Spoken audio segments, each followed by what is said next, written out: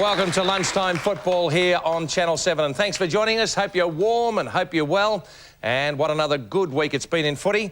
The thing about it is Richmond very, very low at the moment. We'll be talking about what we believe is a real problem at Richmond. They're not doing anything right and they've got to get it back very, very quickly and play the kids.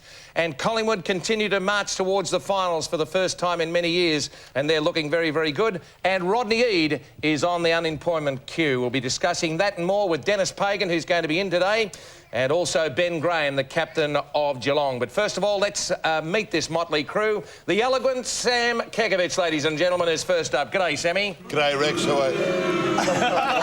Goodness me. That was you, Dipper. That was you. And the effervescent Jason Dunstall, who was delighted to see at the World Cup someone imitating his hairstyle. And good morning to the great one. Good on you, mate. And the erudite. What does that mean? Well, sort of. That's something that you put on something to fix it up and glue it together. No, educated. And well, the educated Scotty Palmer is here, ladies and gentlemen. And the great man from Pussy Park is Barry Stoneham. He's a good man, ladies and gentlemen. Rex, thank you.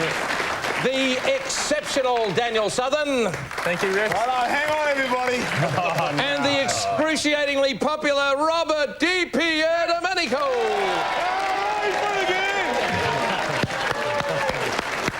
Morning, all. Oh, isn't it just... I'm going to work this crowd next week. I'm not going to be... Hey, I don't have to work it. That's purely hijacked me. We have to get through this show very, very quickly because our right-hand man who tells us that it's his show, Sammy Kekovich, has to go at about 11:45. A helicopter will be picking him up and taking him to Bendigo for the Hammerheads clash up there at one of our great provincial cities. But in the meantime, first up, the Collingwood side travelling pretty well. And we're going to discuss that with Scotty Palmer in a moment. But here's what Mick Malthouse had to say about what happened at Collingwood before he got there with Nathan Buckley and what's happening now. The Collingwood that we inherited, Nathan Buckley had to play a 30-plus possession game to get near or close to winning. The last thing we need is one player to be spoken about that he has to play brilliantly because we take that pressure off him. We get Nathan to do the job that is intended as a captain, lead the side, do the role that he is, or prepare himself for the role that he's intended to play. If he doesn't get 30 possessions, and he's not going to too often because of the role we got him playing, he's done his job for us. And Collingwood will be far better served by having everyone contribute as opposed to one player, and the press thinking that we are only as good as one player. And I think we've proven beyond doubt we don't need one player. We've got other players in the squad that can actually take over and do some of the work that Nathan has done for us over the last 10 years. Well, there you are, mighty Mick Malthouse, and it goes back, I suppose, to that sign in every shed in Australia, Robert, that the champion team will always beat a team of champions. We see so many of the greats of the game without a premiership medal. He's talking pretty well, Mick, there. Yeah, spot on, Rex. And Collingwood are the real thing this year, but some of the exciting players there. I mean, Josh Fraser's had a disappointing start to the season, except for the last couple of weeks. He's starting to come back and...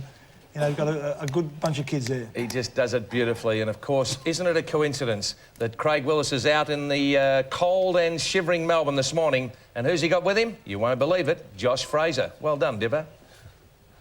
Yes, good morning, Rex. Down here at the Collingwood Footy Club this morning, and with me is Josh Fraser. Kicked a couple of goals in that very impressive performance by Collingwood over the Kangaroos last night at Colonial. Josh, firstly, how's your eye, mate? You copped a poke there, what, just before half-time? Yeah, just before half-time, got an accidental poke to the eye, which it's come up fairly well this morning, so there's no long-term damage there, and everything will be right for next weekend. Terrific amount of confidence for the team, especially in that third quarter. Did it take a while to run the cobwebs out, perhaps in the first half? You had a week off? Yeah, it was interesting. We obviously didn't play our best football in the first half, but we showed a lot of character in the second half to be able to come out and play some pretty good football against a quality opposition. So that's they're good signs for us, and knowing that we can win and not play good football for 4 quarters is a positive. Now, Footy Park, the venue next week against Adelaide. Yeah, it's going to be tough. Obviously, we went over there earlier in the year and had a narrow loss to Port Adelaide, so we're very keen to reverse that result. And we're knowing full well that the Crows are a very tough outfit anywhere, but particularly at home, they're probably a 3 or 4 goal better side. So it's important for the boys to remain focused and continue to work hard on what we've got to do. And to keep that top 4 spot. Yeah, that's right. There's without doubt that's a realistic goal for us now. So, as I said, it's important for us to go over there with a good attitude and good frame of mind and remain in touch with that top 4. Pies are going well at the moment, and good luck for next week. Thanks very much, mate. Okay, Josh Fraser joining us there. Rex, back to you in the studio.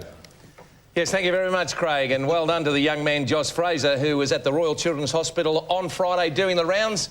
And as people like Dipper and I who do the same thing know, put a smile on the face of a kid and you got him for life. And all the best to our young viewers out there, and in fact, all over the globe. Keep your chin up, you sick kids. OK, 48,000, Scotty Palmer at Colonial last night.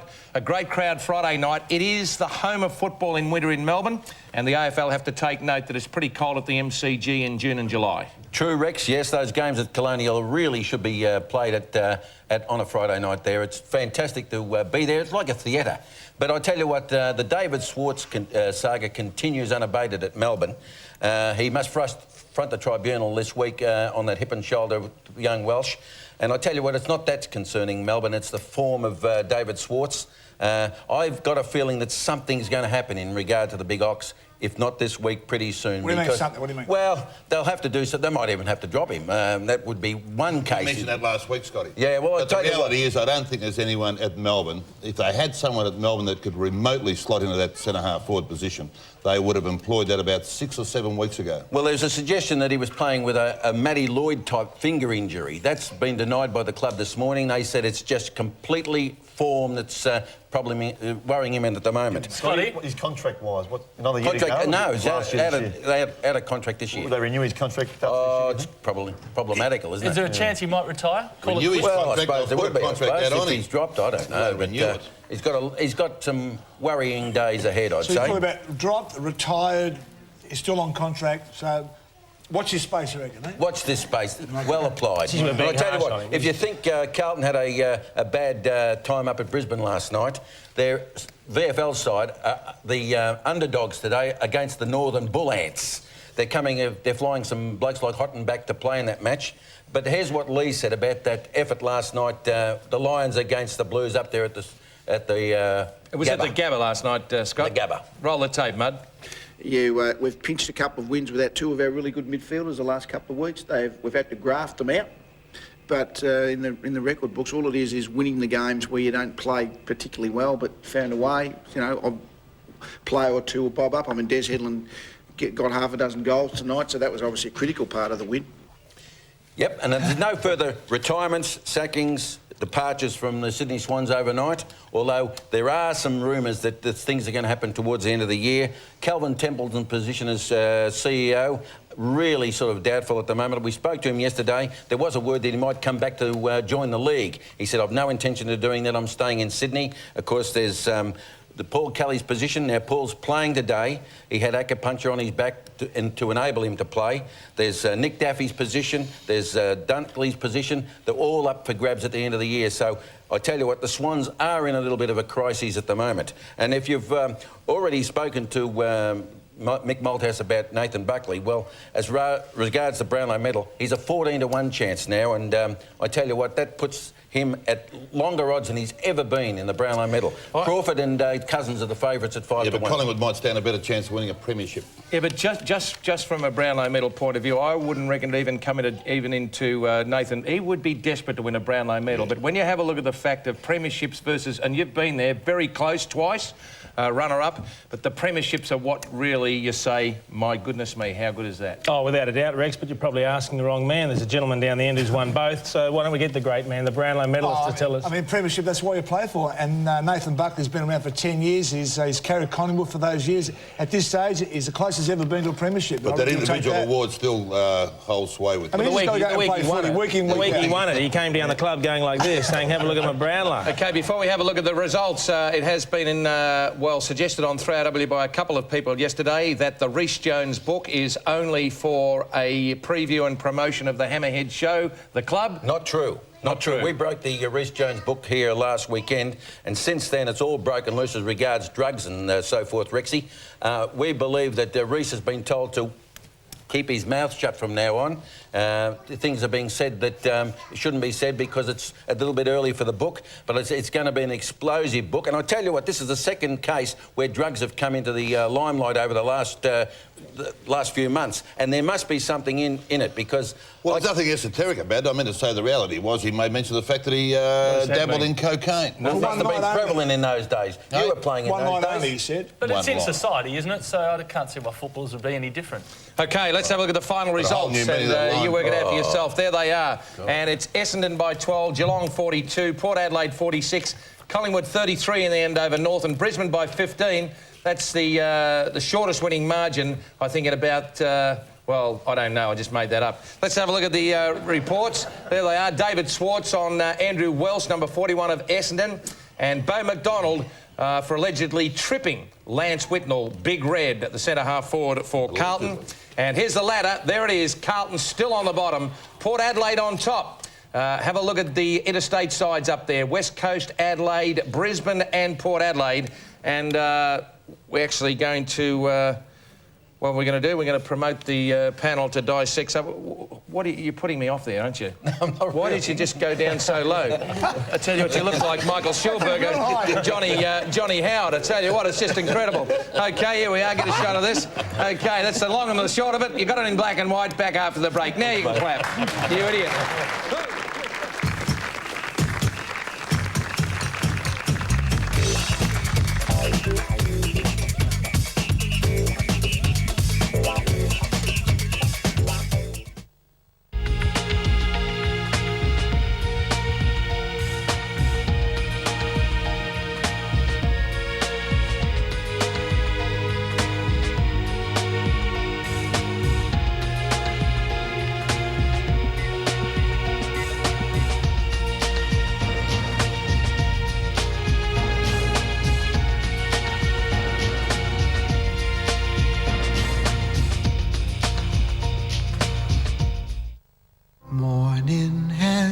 Remember a time when artists spoke straight from the heart?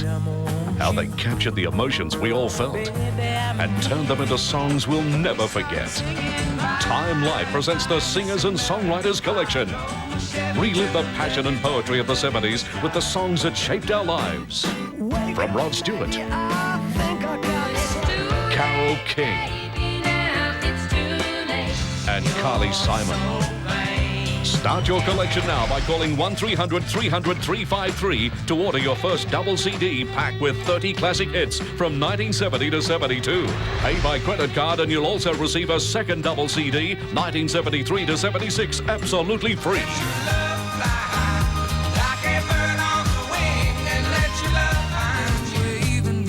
Listen to the music that inspired the spirit of an entire generation. But that's not all. Call within the next 10 minutes and we'll cut $10 off the price. Pay by credit card and you'll also receive a second double CD free. That's 2 double CDs for only $19.95.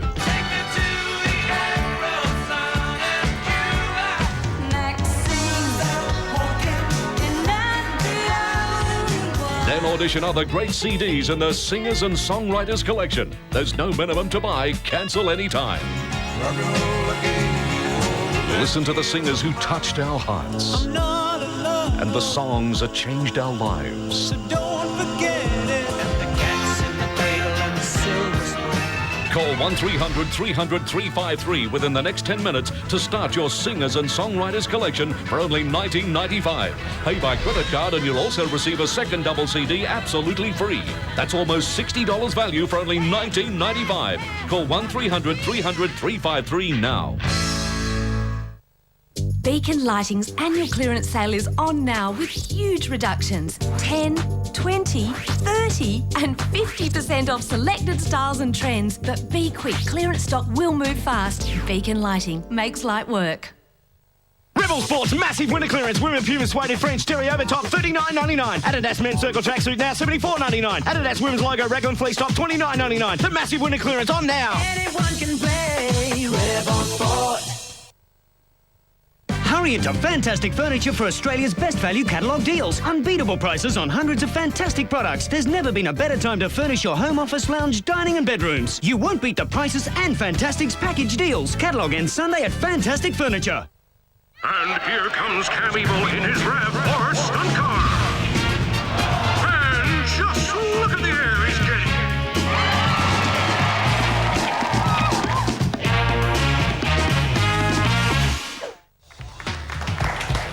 And the Mars bars are going. And when I throw a chocolate bar, I prefer to throw Mars. They hit their mark. And those kids, just fantastic to see the kids in here today. Yes, Sammy? Sorry, just pardon my intrusion. You boasted last week or in the previous 2 weeks of being a totally professional person, and you demanded a professional environment. If my memory serves me correctly, I listened to you on AW yesterday, and I must confess, was absolutely appalling. Your description of that last quarter of Richmond and Geelong. Geelong played yesterday, yeah. And the Richmond reason Geelong. being? The reason was that I refused to broadcast football that should be shown to people who want to know, is this a bad game? Because it was disgraceful, there's no doubt about that. And I was quite fair dinkum. I couldn't broadcast the game, and the people who were at the ground yesterday would know what I'm talking about. It was just horrible. Now, Richmond... Now, I'm going to get into trouble here because Stephen Phillips and I are going to their team of the auction night. An auction, is it? Team of the auction night. That was close. And but you have a look at it. Last week, Knights was dumped, but yesterday, Campbell 9 possessions, Richardson 1 goal, 15 players less than 10 kicks, and the pressure on Danny Frawley. Richmond yesterday slumped back into those mid-1980 days, and they were a club without a soul yesterday, and I was ashamed to sit there and call that team mine because, not that the players didn't have a go, but we're just playing, it's like a ship without a rudder, and I just demand to know what's going on. What could possibly go so different? They were a couple of kicks away from a grand final last year. Last year they just went out of the box, just a year where they just played above themselves, and all of a sudden now they're back to the...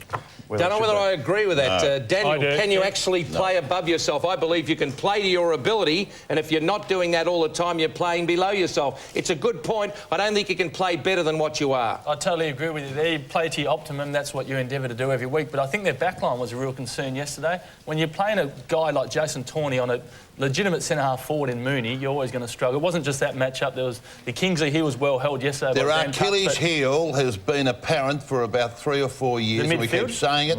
Their midfield is ageing, their midfield is slow, and the reality is they haven't got a number of other players to keep rotating. Contemporary football, you require about 8 or 9 genuine rotational midfielders, and you can't have guys like Tivendale and Fiora that are going to be bit-part players. They're the people that they're looking to take the next step, and unfortunately from Richmond's point of view, they haven't, and their ageing group are on the verge of, and Matty Knights, we said earlier in the year, Matty Knights was lucky that he wasn't dropped after about 7 weeks ago. And Matty Knights been their loyal and most brilliant servant. But the reality is everyone's got to use by date. But Sam, if you throw in Ben Holland, Gaspar, Richardson, Holland, who've been out all year, I mean, it makes a big difference. You've got those top 4 players out of any side. OK, maybe they could have snuck 1 or 2 games in between that time, but you are right, the midfield... Robert, you don't throw them in, and this is why you're snookering yourself. Barry, the fact is, if you're a good side, you cover these blokes. That's right. If Dunstall's out of the side, you put a bloke in there who can kick 3 or 4 until Jason's right. If Deepy Edamini goes off the wing, you put someone else on. You actually... I reckon the mark of a good side is how you replace these blokes. All right. Hey, fair dinkum, if Peter Hudson was playing at Hawthorn, he'd still be in the pocket. They rely on too few as far as their star players go. If they're not playing well, Richmond drop off. But on the credit side, they've got some young players, Roden, Cracker, Coughlin, who are showing some signs of future development and a good potential career. But the star players, Richardson, Otten, Jason, what about Campbell, the psychological and also issue? Sammy, they rely on them too much. But what about the psychological issue? Last year, it's quite conceivable they might have snuck up, less scrutiny, and, you know, a new coach, new oomph, and all of a sudden, this year, under greater scrutiny, greater demands, greater expectations, perhaps some of them have been exposed. Oh, look, I think we've got to take into account there's quite a bit of luck involved in this game, in particular with injuries, also with the draw and what sort of run you have. But I think the first thing you said a moment ago, Rex, that made sense this morning is the fact that they're not a good side. Look at their list. And if you're a Richmond supporter, you have to realistically say, we don't have a list that's going to take us into the top 4. And until we get one, we're going to have to put up with a few ordinary years. It's a simple, cold, hard Let's fact. have a look at the opposition yesterday. I mean, Geelong, they've won 4 in a row. So, and let's not take credit away from Geelong. I mean, they, at the start of the year, thought, OK, this is the way we're going. Our young kids are in there. But at the moment, they've got a great mixture of senior players and their young boys. Richardson, Stafford, Ottens and Holland was the basis for their game plan. Unfortunately, there's a lack of contingency and a lack of variety. That's depth in the list. And when plan A goes awry, well, then you need contingencies. And unfortunately, at Richmond, they don't have them. Is when you play against Richmond, you say, just cover Matthew Richardson because the rest of the team will drop his... he'll drop his head and the rest of the team will slump. And that's the first thing I would do. It's too stereotyped. It really is, because you say, there it is, a big circle around Richo. He's fantastic. But where does the ball start? In the middle. If Richardson is leading, the ball's got to get delivered to him. If he was playing at Port Adelaide at the moment, I reckon Richardson would be kicking 6 or 7, 8 goals a week. He does not get the supply. OK, what I'm going to do is don't get nervous, Stephen, because I'm going right down the bottom of the list, and I want to talk about something that we raised on 3AW yesterday, and it's football in Tasmania. Now, to my mind, I've had a discussion with Neil Curley in the last couple of weeks, and he said that Adelaide cannot support another side. We have to have a look at this national competition, and I think one of the saviors of this particular competition will be the promotion and plenty of games in Tasmania, because Tasmanians will turn up in their thousands, and I reckon it's got to be a serious consideration. Just an opinion. Over to you, gentlemen. Yeah, I think it's a great idea, because you mentioned how parochial they are. They get right behind their state, and you see so many struggling clubs here in Victoria. I think if one of the sides can perhaps go and base themselves out of Hobart or Launceston, I think it would be terrific for football, and I think it's a really positive thing. Hawthorn does a great thing, Jason. But there's no facility to do that. Yeah. No, you seriously consider basing a team there. It's OK to play promotional games there and a few teams to play a home game down there, but there's no facility. Do you mean like playing arenas? Yes. To hold a... And grandstands, stadiums, corporate facilities alike. Exactly. The reality is they can come out in their 15s and 18,000s. The reality is Tasmania has got no natural resources. Why isn't it enough when in Melbourne, the home of football, we got 9,000 at Optus Oval and 12,000, and Melbourne is saying what a great crowd it was against Adelaide. It was Scheisenhausen. The thing about it, if you're getting 18,000 to ordinary games in Tasmania, you've got a capacity of 25, you get a blockbuster, you show it to the world on television, you get Cascade and you get Cadbury, 2 Tasmanian icons on board, and the Tasmanian tourism, who should just have a look at this opportunity. They're getting another boat going across Bass Strait. This could be a windfall.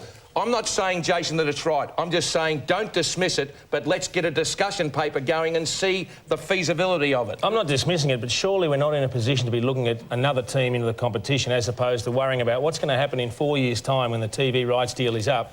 How 4 or 5 clubs in Melbourne. But I don't think Rex is saying that we should involve another side. No, or relocating another side. St Kilda should be there because they've got a spiritual link with Tasmania. Oh, give me a break. I'm telling you, they are more St Kilda down in Tasmania. I don't know how often you go down there, but you look at some of the greats, the Bullocks, the Howes, the Stewarts, and an endless list of names. They would embrace St Kilda more so than even their domestic. Could they play their home games here and away games down there? It's only a 50-minute flight. But the reality is, if you can't pay, you don't play. If the Tasmanian Devils in the national basketball competition couldn't survive at about $1 million a year. Why should St Kilda go? What about your ex-club, the Kangaroos? Because we've got a very nice plot of dirt at the moment in Melbourne. Sam, we've just got the best deal ever to be to start up a training base out at Waverley from 2004. OK, but they're playing home games over Tasmania, aren't they? Moving on to the next thing, and Daniel, I'll get you to open at the northern end with the brand new Nuttington Young 4-piece nut. The thing about it is that the people who love going to the footy have copped it in the neck again. And a normal bloke on $35,000 a year with a wife and 3 or 4 kids has got no hope of going to the finals again, let alone the grand final. It's going to cost them the national debt to get there. And now we've seen that football is out of the reach of the normal man in the street. Yeah, it's too expensive these days, but I don't agree that the grand final price is over the top. It's the premier event of the full season. I still think it's the home and away games which are too costly. But what is it, $135 2 Is that caps for an adult to go to the caps grand of final? ecstasy in Chapel Street. But you know, the musicians come to town once a year and they charge $200-300. So Yeah, but it's not the it's entrance. event. But it's not the entrance into the game. It's actually the pies and the chips. Yeah, Ron Evans and Spotless there, that's a problem. Yeah, but hang on, $5 for a pie, $8 for cold chips, $3 for a Coke. Let's be honest for a moment. It's not just That's this only in the year. Channel 7 canteen. It's not just this year that the grand final's been out of reach of the common person. I mean, the finals are there, and let's face it, let's be honest, it's for the corporate dollar, isn't it? That's where the people that come once a year that have plenty of dough that want to come and be on the big stage and see the big games come out. The bottom ordinary line person is that goes every week gets shut out. The bottom line is that the payments to players has actually just pushed the man in the street out of it. And you're talking about corporate, and I do agree, but something's got to be done. If you're running a business, you'd be a very, very nervous board, I can tell you now. I should know, because I am a business. OK, break time coming up, and we'll discuss this after this Channel 7 football. In receivership, I might add.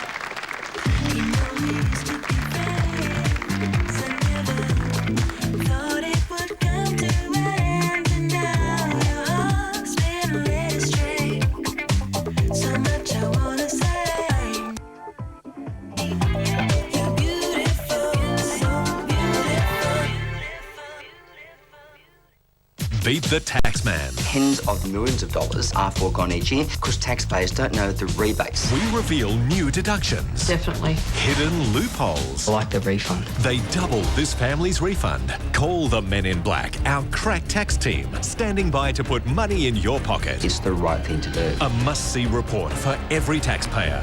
Plus, the perfect wash-up. Every brand put through the toughest tests. Right here on Today Tonight. Australians are rediscovering the relaxing pace and wonderful hospitality of rail travel. Make getting there half the fun with a fantastic selection of rail packages from the South Australian Travel Centre. Discover the secrets of South Australia with an Adelaide short break, including rail travel and 3 nights accommodation from only $345. Choose from other great rail holidays, including Western Australia and the Northern Territory. Prices start from $940 per person. Rail travel has never been easier. Phone for your free brochure on 1300 366 770. Mobile will come to you.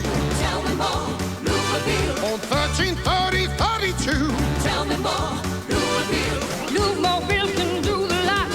Or more offers on the spot. There's just one thing you need to do. On 1330-32. For everything mechanical, we've got it. They'll fix the car. Mobile will come to you. 1330-32. That's 1330-32. More moisture for your skin. Nivea Body Nourishing Lotion. Enriched with vitamin E for even more beautiful skin. Nivea Body Nourishing Lotion.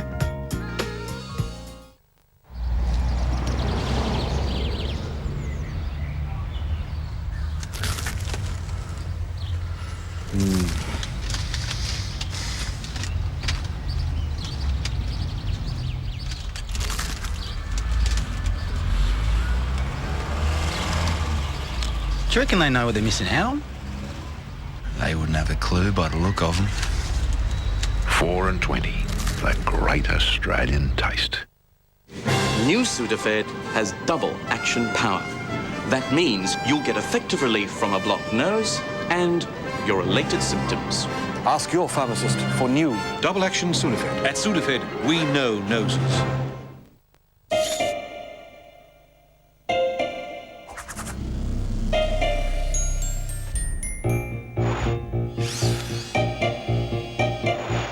Does make the Pentax Optio 230 Digital really special. It's the image. Pentax image quality. 2 megapixel resolution for only $699, including 16 meg compact flash card. Now at these Pentax dealers. Super Sydney has super discounts on all sofa beds, like the Capri with trampoline base, a super duper price at only $3.99. The men are only $4.99. The Savoy $5.99. And what about the Helena, a super special at only $6.99. The Santa Fe $7.99, or the Benton $8.99. Nobody beats Super Sydney. Sydney's Lounges factory direct, and still pay only $10 with 1, 2, or 3 years to pay. Just super.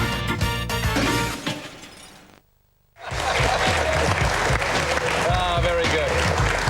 Just sensational. There he is. Scotty Palmer. Look at him. He's like twins with one head. Mate, I tell you what, he is our human incinerator. And you reckon that's a good shot? We've got a little bit of footage about 20 years ago, mate. I tell you what, we'll have a look at that in a moment. But please welcome from the North Melbourne Football Club, the coach of the Kangaroos, Dennis Pagan, has joined us, ladies and gentlemen. Good to see you, Den. G'day, Rex. How are you? Good, terrific, mate. Thank you. I think you'd be pretty keen, first of all, to chat about Winston Abraham. We've got on 3RW yesterday and we're absolutely shocked with the reports. What's the true story about this fine young man? Yeah, Winston's had a knee problem for a couple of years now, and he, I think, last season played the first game of the year and hasn't been able to play since. He had one of those new operations where they culture tissue and graft a new cartilage into your knee joint. And he can't start running probably for another 8 weeks, 10 weeks, and I'm sure he was very frustrated. And he just said he'd like to go home for a while and do the rehab there, and he's certainly doing that. And when he's ready to run again, and we'll certainly have a talk with him. And I know our football manager Tim Harrington's made a pretty regular contact with him. Okay, before this mob get into you, so to speak, Rodney Eade, a great friend of yours, did his apprenticeship at Arden Street and took Sydney into a grand final in his first year. Now he's on the end of the queue. You must feel for him.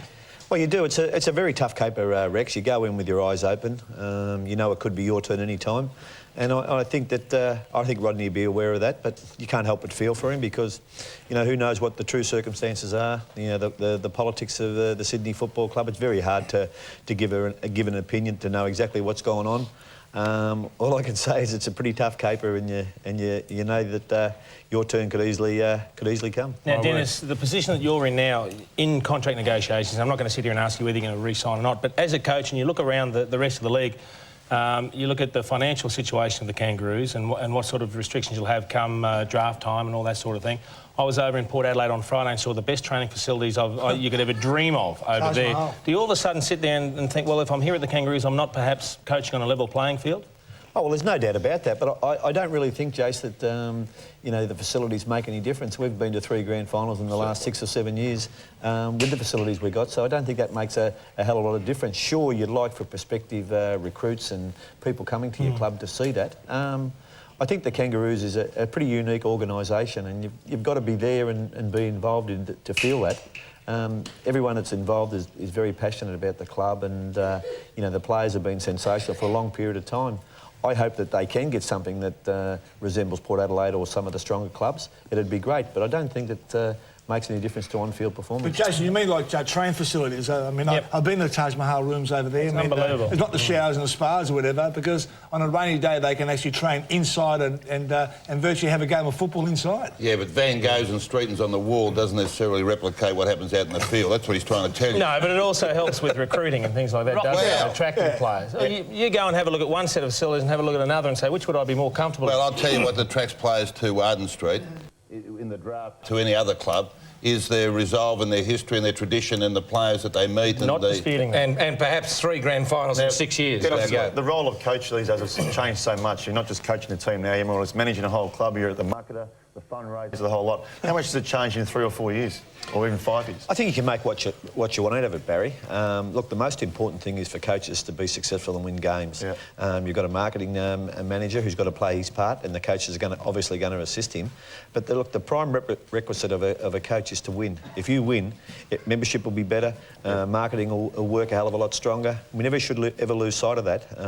Results on the field, carry for everything. But a lot more focus on the coach to help out in different areas other than coaching the team on the field. There's no doubt about that. You know, to speak at luncheons, to help in promotions and that sort of thing. And you know, I think it's very important, and you've got to play your part there. Dennis, just on the playing side of things, last night's game, first half I thought you were pretty good, second half really struggled to convert. What positives can you take out of the performance? Well, look, the way our players have really attacked things, Danny, over probably 10 weeks, bar 2 games, have been sensational. And I can't be critical of our guys. They were very good in the first half. They gave their all. The Collingwood are a very good side, and I think they'll go a long way in September. They got in top in the midfield after half-time. Our forwards couldn't take catches. At the end of the day, they were just too powerful and too strong, and we didn't have enough good players on the night. But a lot of people have said, look, it's been an enormous effort by the club to do this, and maybe you'll fall apart at the seams now. I don't think it'll be the case. I think our guys will regroup, and I think they'll still continue to go forward and have a real crack at things. 6 weeks he dropped Harvey. I mean, last night, his best game for the season. He's just a terrific little player. What's your assessment of young Harvey? Well, he was sensational last night. We never dropped him dip. We put him on the bench for a little while, for about 15 minutes of the first quarter in Canberra. Brent was sensational last night. To get 40 possessions in a losing side, he just stood out like a beacon, and I was amazed the way he ran and pushed himself when he was gone, and continued to just push up to the next contest, get the next kick, the next handball, and he was sensational. Can we just get a line on Paul Roos for the moment? You took over from Schimmelbusch mid-season. You were under huge pressure. You were an instant success with the young players. Can you see the same thing happening in Sydney? Yeah, I could. I think Paul Roos is obviously a very intelligent man. He's been a wonderful player. Yeah, I could see it happening. I'm sure he's going to get an immediate response in the first 2 or 3 weeks. And then he starts to work on his values, his philosophy, his game plan, his people management skills, his communication, and teaching of his players. And as we get further down the track, we'll find out whether he's able to do that. It's a very tough assignment. I don't think anybody realises. Well, I didn't. I think I'm just going to stick to fishing now. I tell you what, because you talk about all that. Amazing. Amazing. All I've got to do is put the bait on the hook, and you talk about man management and all this sort of stuff. My goodness. Sammy. Dennis, at what stage does the coach become comfortable with himself that he empowers his two ICs, so to speak? We heard the speculation about Rod's role in Sydney, whereby the assistants did virtually all the work, say, leading up to the main game, and Rod's expertise was utilised in the box, strategising, so to speak.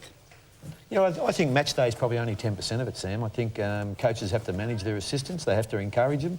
They have to give them rope to improve and grow as individuals. But at the end of the day, your neck's on the line. If your assistants muck it up or don't get it right, you pay a price. I think you've got to be work well with your group. And you know, at North Melbourne, we've got a very good support group, assistant coaches in Gavin Krasiska, Tim Harrington, who doubles as our football manager now, and Tony Elshaw, Paul Hamilton. They're in charges of forward zone, midfield, defence. You know, and they all work and have 11 players assigned to them in terms of welfare. They play an enormous part. But at the end of the day, you're responsible for their contribution, and you've got to make sure that your assistants are delivering what you want as coach, because at the end of the day, they're not going to sack the assistant, they're going to sack you. As an extension of that, Dennis, and we've seen someone like Kevin Sheedy stay so long at Essendon, Rodney Eads just finished in Sydney. As a coach, will you know when your time's up at the club you're at, do you think? Yeah, I reckon you got a fair idea. I think I'm comfortable with my position in terms of, you know, whether I should stay or when I should go. You know, I really admire Kevin Sheedy for what he's been through. I don't think the public realise or understand, you know, what goes through the desk of an AFL coach. And you know, I was up there in '92 and sat right next to Kevin, and he was sensational the way he delegated things. And I think to myself, how could he put up with all this drivel that goes on? And I can assure you, there's a lot of drivel and there's a lot of experts, and as soon as you have a bit of success, everybody wants to take responsibility for the success. And they don't want to take responsibility for the losses. Exactly, and I see it clearly as anything now. I know exactly what goes on, and you know, probably one of the best things that the coach can have is a premiership under his belt, because you're going to be challenged, and when you're challenged, you want to be able to say, listen, pull your head in, I've coached the premiership, you run your business. Dennis, I reckon the best example of that, and we've all seen it, when a side's been successful, you won a flag, you see the coach when they're departing from the box, the MCG, and they're walking along the boundary line, they're all in the close huddle, the assistants alongside them. You have a look at Danny Frawley yesterday, he's Australians about 30 metres away, the assistants are all trying to ostracize. It was as if he had leprosy at one stage, I tell you what. OK, let's have a look at the Kangaroos Hall of Fame dinner on July the 20th, where 8 inductees will be sent down that magnificent Hall of Fame. Saturday, July 20, Palladium Room at Crown Casino, and contact the Kangaroos marketing department on that number there, 9348 9700, and that should be another great night. There's no doubt about that. Are you going to that, are you, Sammy? No, certainly. It's one of our big nights, along with the last year's Hall of Fame. Will you get in? What position? No, we won't worry about that. That's not very important. But there's going to be 8 inductees, I think. Will you get in? Well, I don't know. Yeah, on the Jason, bench the of short the team answer is I essentially, don't I'm sure know. we can find a little spot. I'd be in the highly house. privileged and honoured if I was even mentioning those Sam, read 3.7, will you? 3.7, yes. Russell Athletic, which, Dennis, you've got all the lines. Russell Athletic is one of our major benefactors at North Melbourne. There it is, They've Sam. donated for some time. In fact, yes, right there. A fundraising sale Sunday and Monday at 889 Wellington Road, Roeville. And I have personally been out there, and their gear is fantastic. And it's not just the North Melbourne gear and conventional sporting gear. They have a whole range of American gear. They've got French gear, Italian gear. I've got no idea. Russell Athletic. Right. And for those people that look like Sam, they have extra gussets available at no charge. Okay. Right, Dipper? Yeah, thanks for coming along, Dennis. You are full on AFL, mate, and Thanks, you're just fantastic for the game. And the lovely Cheryl Home, I'm sure she'll enjoy these magnificent chocolate from Valentine. Be eaten before Thanks a lot. he Good gets on. Ladies and gentlemen, thanks for coming in. Of this audience, here's how to do it. There it is. Jason Dunstall's footy panel. Well, you can read it. Off you go. Go and sell it. No, I don't want to sell it. Rex, get on with it. Okay, well, next week we're going to have no one here. It's going to be a ghost town. Okay, don't come in. Don't come in. And I tell you what, we'll get nothing. Here's Jason. It's fantastic. Let's charge him to come in. We'll be... Pardon? Hello? Yes, thank you very much. Ladies and gentlemen, going to the break. Sam... thank you very much. Sam Kekovich's chauffeur is in the building. We'll be back after this. Thank you. Yeah.